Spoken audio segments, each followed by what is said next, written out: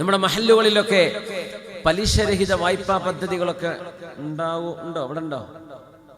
ഇല്ലെങ്കിൽ നമുക്കൊന്ന് ആരംഭിക്കണം അതൊക്കെ. കാരണം ഏതിനും തൊട്ടതിനും പിടിച്ചതിനും പണയപ്പെടുത്താൻ വേണ്ടി ബാങ്കിലേക്ക് ഓടുന്ന ഒരു കാലമാണ്. പച്ചയായ ഹറാം, ഒരു സംശയമില്ല.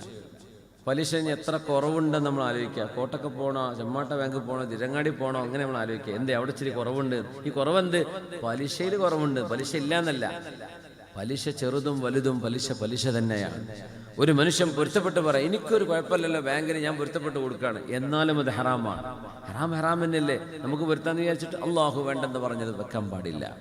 അതുകൊണ്ട് നമ്മുടെ മഹല്ല് സംവിധാനങ്ങളിലൊക്കെ ഈ പലിശരഹിത വായ്പാ പദ്ധതികൾ, അതിൻ്റെ ചില റൂൾസ് ആൻഡ് റുട്ടീൻസ്, അതിൻ്റെ ടേംസ് ആൻഡ് കണ്ടീഷൻസ് ഒക്കെ നിങ്ങൾ വെച്ചുകൊണ്ട് തന്നെ ജനങ്ങൾക്ക് പെട്ടെന്നൊരാവശ്യം വന്നാൽ ഒരു ചെറിയ സംഖ്യയെങ്കിലും വായ്പ എടുക്കാൻ പറ്റുന്ന വിധം, ഒരാൾ ഒരു ചെറിയ ബുദ്ധിമുട്ട് വരുമ്പോഴേക്കും ഒരു പലിശയിലേക്ക് തള്ളിവിടാത്ത രീതിയിൽ അതിനെ സഹായിക്കണം. അതിനുള്ള സംവിധാനം നമ്മുടെ മഹല്ലുകളൊക്കെ ഒന്ന് ആലോചിക്കണം, അനിവാര്യമാണ് എന്ന് സാന്ദർഭികമായി സൂചിപ്പിക്കാം.